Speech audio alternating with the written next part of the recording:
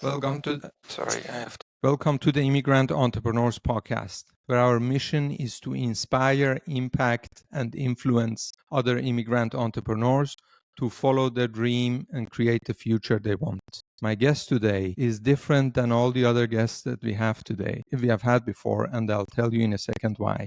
He is a professor at UC Berkeley Law. He is also the founder and lead attorney at Santamaria Law Firm. Welcome to the show, Marc Santamaria. Thank you, Ali. It's my pleasure to be here, and I look forward to our conversation. Likewise. Thank you so much for taking the time coming on, Marc. And the reason I said you're different than all the other guests that we've had before is basically because we haven't had a immigration attorney, and we have received a lot of requests from our audience that this is going to be a hot topic. And with the changes and with everything that is going on in your field, I would say it truly is a hot topic to discuss. Yeah, let's dive into it. Marc, you are specialized, if that's the right term to say, on business visas, and one of them being E2 visa, which I'm very familiar with because I'm in the United States based on an investor visa. So can you tell us a little bit about, maybe someone has not heard about what an E2 visa is? Can you tell our audience what it is, who usually qualifies for it? Sure. First, we really like the E2 visa for several reasons. One is it encapsulates the American dream. It's for entrepreneurs, people who really want to live out their lives and try something new and fresh. And that's why I really like it. As an entrepreneur myself, I totally get the concept. It's investor visas. It helps people come from other countries who are part of an agreement based on from their country in the US to work here and start or expand their business. And we like that because they can continue on their business or start a fresh and totally new business.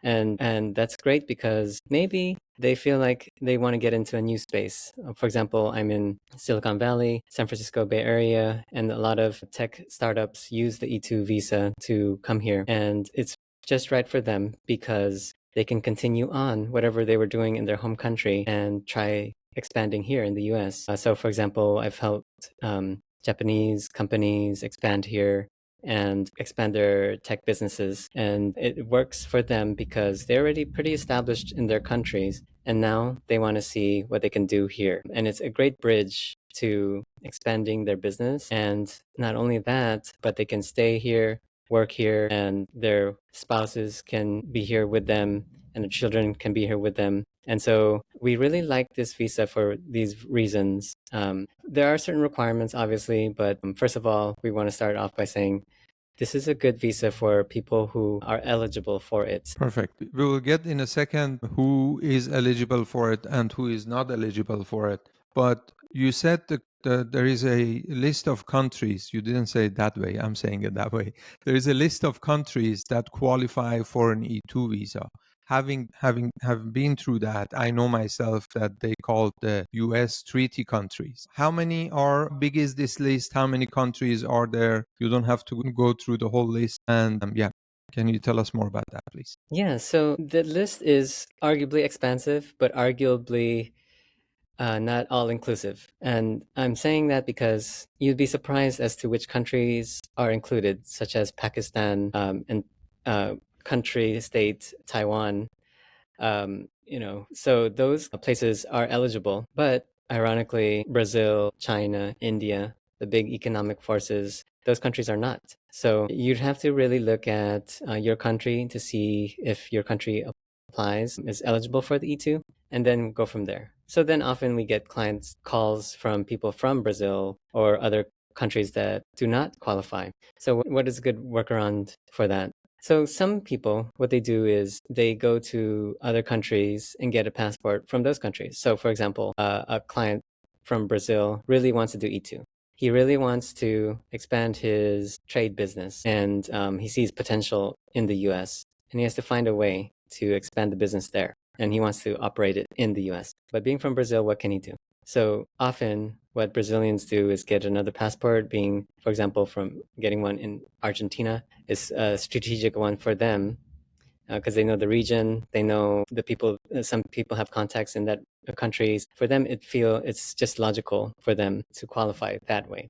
And so if you're, for example, from Asia, you may want to consider a different route, right? So that's a way around the list of countries for the E2 visa. Just making sure I'm understanding it correctly. Being from these treaty countries doesn't mean that, okay, now you're qualified. That only means, okay, now you're basically able to start the process of an E2 investor visa. Is that correct? Yes. So it's just the starting point to see if you're eligible. And then there are many other requirements for the E2 visa. But obviously, that's a good first step. But you should also now consider, okay, now I'm eligible for the E2. Now what, right? So I'm happy to talk about that too. Yeah, that would be awesome. Okay, so now, as you said, once we find out or somebody finds out that their country is eligible for the E2 visa, what are the next steps? Yeah. So first is like any business. First, you have to have a business idea. What is it going to be? Just like any startup, if you have no idea what you want to do, make sure you have the business idea. Then if you already have an established business, you can expand that. So let's start off where the questions often start off with, which is the minimum investment requirement, because it is investor visa. And so a common question we get asked is, okay, so how much do I have to invest? Then my lawyer answer is, it depends. Unfortunately, I have to give the standard lawyer answer. However, we also say, okay, it depends, but let's look at it pragmatically. Let's say you want to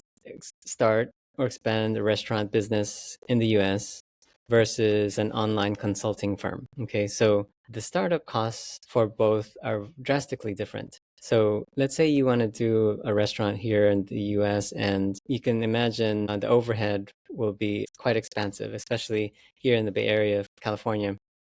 It costs hundreds of thousands of dollars just to get off the ground. However, for a consulting firm that just needs an office, or maybe not even an office, the overhead will be drastically different. And so that's one factor. In general, how much overhead or expenses, in other words, would it cost to create the business or expand the business? Then you also have to do a regional computation. So let's say you want to expand to Florida, Miami, where real estate costs are pretty high, or a suburb, or in a place where there's not much hustle and bustle in the US, a city there. Then you would calculate that based on how much is the average French restaurant or Italian restaurant cost in San Francisco versus a rural city. And so you would make those calculations based on the actual region. And so those are two factors already to consider. And so those are important things to consider when you're creating and when you're going forward. Okay, so now you have the business idea, and you know you want to expand whatever type of business that is. Now you also know, okay, what region are you going to be in? And so you have to present it in such a way that you show immigration, USCIS, that you're basing these calculations precisely on these factors, region and industry and all those other similar factors. I see. And when we talk about, let's say, let's take the online business as an example. When we talk about the online business, usually it's said that you need to put your funds at risk, if I remember correctly, right? Now, having an online business, how is gonna someone show or prove that they have put their funds at risk? Yes. And how substantial need that investment has to be? Okay, right. So very good question. So first, now they know what they're going to do. Now they actually have to do something about it. And to your point, they have to put their funds at risk. And so what does that mean? So there are various ways to show that. One, I'll go through some examples. So just like any other business, if you were to create a startup or expand a business, you actually have to show various costs. So for example, a lease, so marketing fees, things like that, and hiring an advisor, those kinds of costs show that your funds are at risk. And also, where are they in the world? Are they here in the US, or are they still back home? And so the immigration, USCIS will want to see bank accounts and to see where are the funds physically in the world. And then what are you doing with those funds? Are you actually spending those funds for the direct purpose of the E2 business. And so then it will be at risk. I understand. Thank you. Mhm. Is there, so when we look at the big picture, is there a rule of thumb that you would say, look, for these businesses, from what we have experienced, we're not giving any guarantees to anyone here. I'm just, we're just talking about the experience that you have had so far all these years. Would you say we have seen in the past and are still seeing these businesses getting it somehow, their success rate of getting their E2 visa is higher versus these businesses that we see more rejection or them not getting approved? In terms of investment costs, or In terms of, generally speaking, those businesses that get through the process and successfully obtain their visa versus those maybe other businesses that do not have success. no, I hear you. Okay, got it. So in terms of business models, there are certain cases that do tend to raise a little red flags, whereas there are those that don't get as many RFEs, requests for evidence, from USCIS. So yeah, when it's a more standard business, we always have to think, who's reviewing these applications, right? And you can imagine who it's going to be, and then think about that and work backwards. Like, if you have no exposure to this new AI startup and you've never even touched AI, why would you approve an AI business, right? So you have to keep that in mind when you put together your package, because the reviewing officer, they don't need an MBA, and so they probably don't have that kind of business experience you do. You probably have more business experience, but you have to also be like a chef analogy.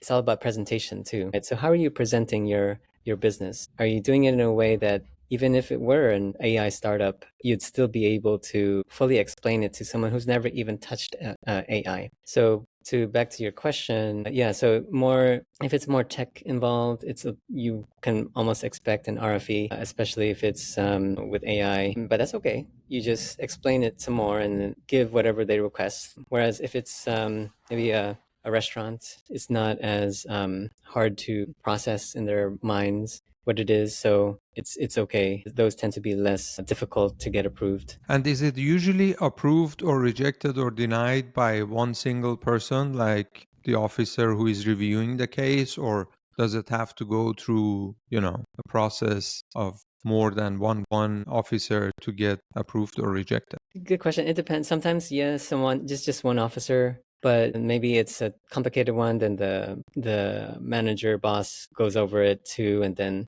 they discuss it and give a decision. So it depends on where they're at in the case. I see. Yeah. So then, okay, what is, when we're ballpark, you don't have to give us exact numbers, and I know it varies a lot depending on the industry, as you just explained to us.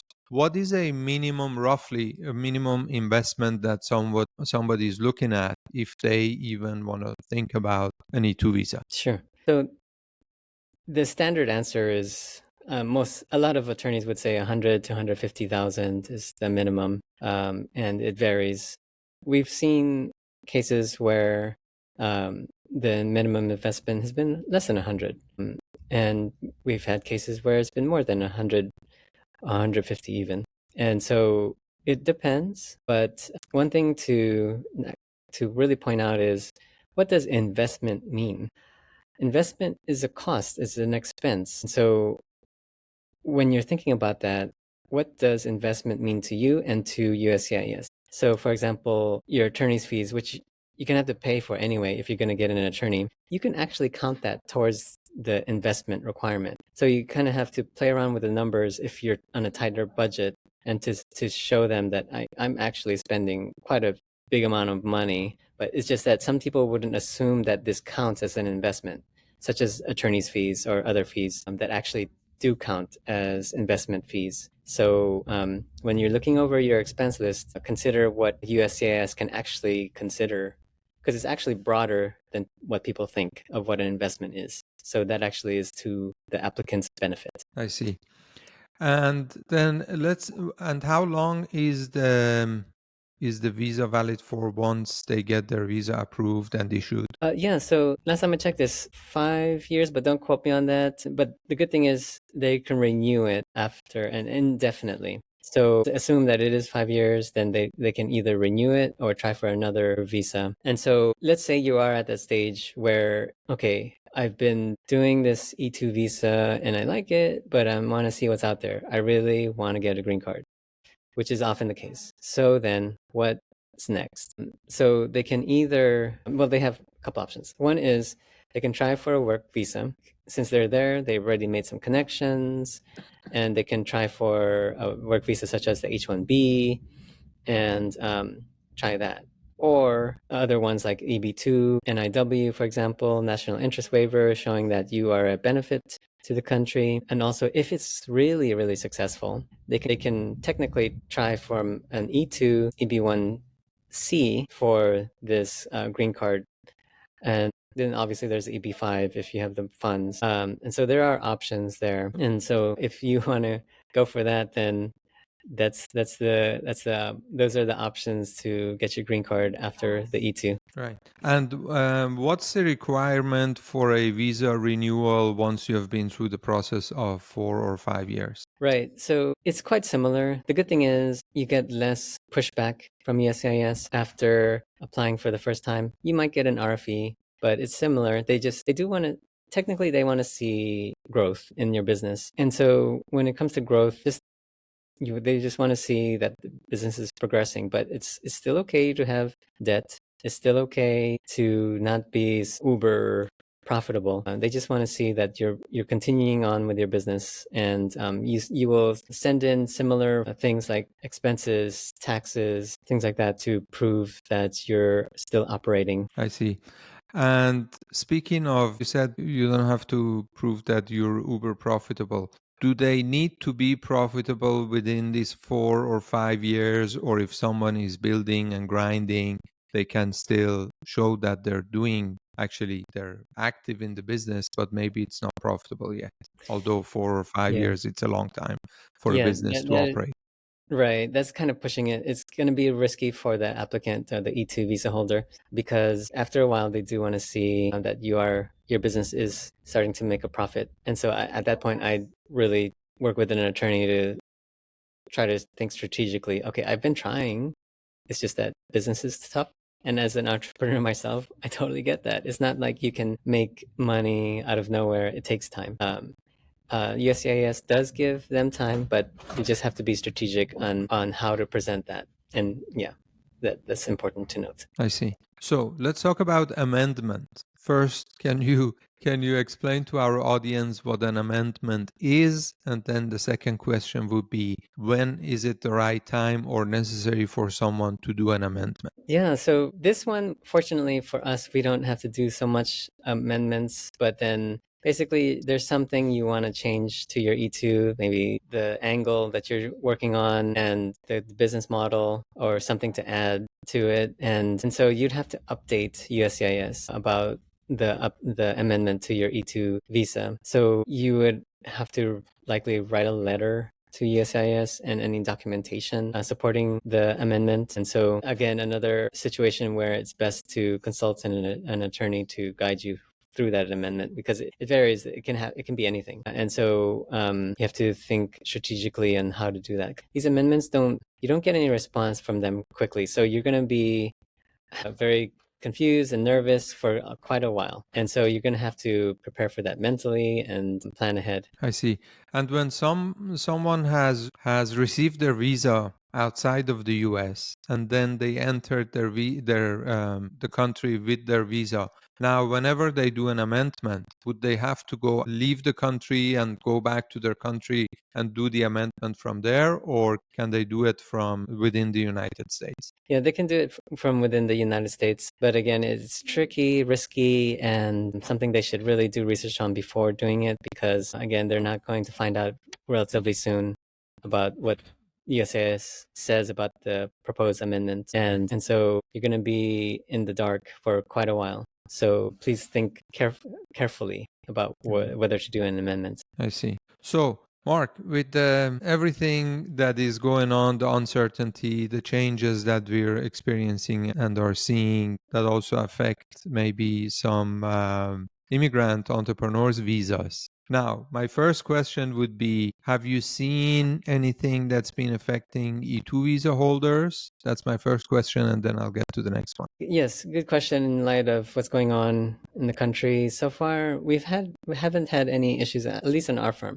with such cases, E2s, and it's been relatively calm, but also because we've been through this before, kind of thing, and we knew what to expect, and so we're okay. It's just we're going along as we have been the past decade, and so the good thing is no major setbacks with the recent developments, so we're okay, at least for us. And from the colleagues I have so far, with respect to EAT, no major change, and so that's comforting. With other visas, yes, other types of relief, even with student visas, yes, there's things going on there, but that's totally different sector of immigration. I see. And other than E2 and other than student visas, are there any other business visas that are affected heavily by the recent changes?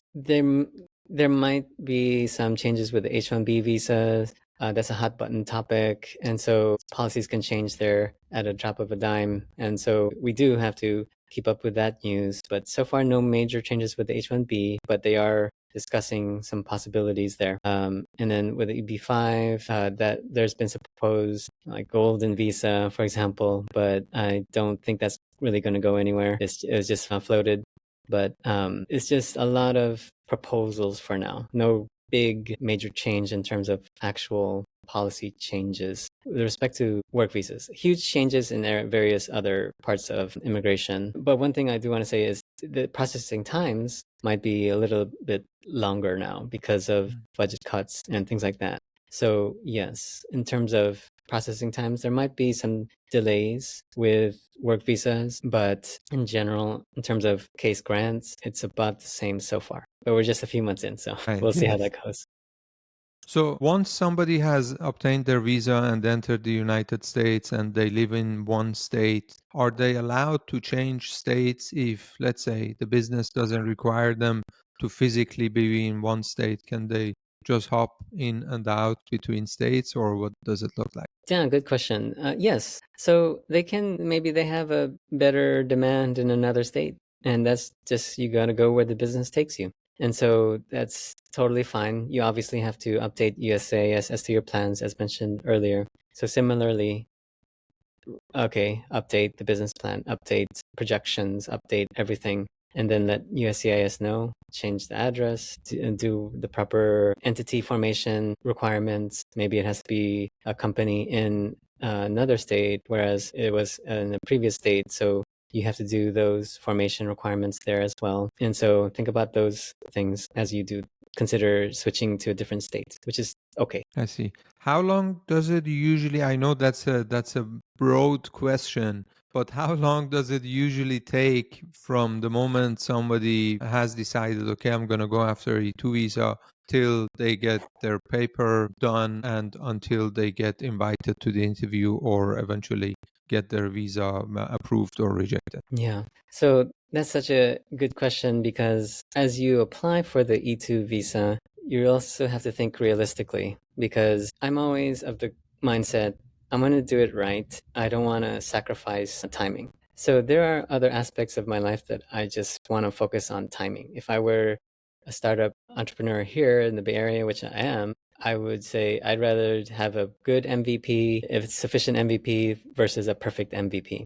But that's when I'm a US citizen working here and I have these certain advantages. However, if I'm a foreign entrepreneur and I want to just get in the US, then I would think carefully and get it right. Because if you just try to rush something in, you will get an RFE. It's almost guaranteed. Not that I can give guarantees, but even the good ones, we still get RFEs for. So then when you get the RFE, it's going to set you back, and the longer the list will be for the RFE, right? So and people see when you put a good faith effort in the beginning. And so having said that, it may take several months. It should take several months to put together a really good E2 package. Yeah, it's technically, theoretically possible within a few weeks, but then that's only if you live and breathe this every single day.